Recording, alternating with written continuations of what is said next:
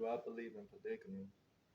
I mean, the concept in multiple wives, I believe maybe one at a time, dealing with one person and going to that legitimate place and going the full distance when you introduce somebody else.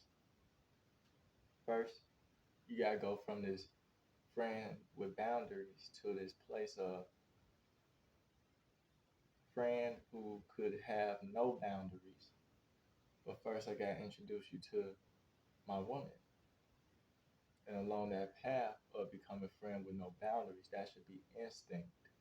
That should just come along the way for her to become in relationship with you and your wife.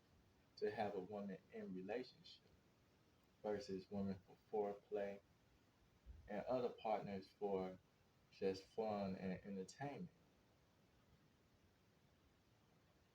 So it's a lot in the adult realm because we're talking about marriage and what fits for the right person.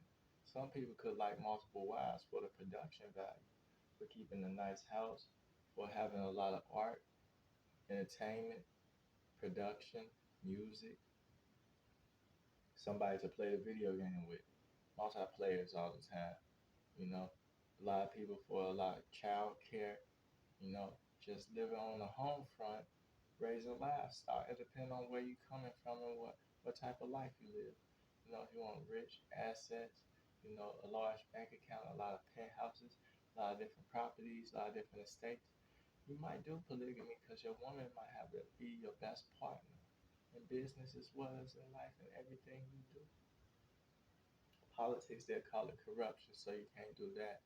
However, if you marry an activist, if you marry a politician, if you marry a judge, if you marry a lawyer, these things is not corrupt.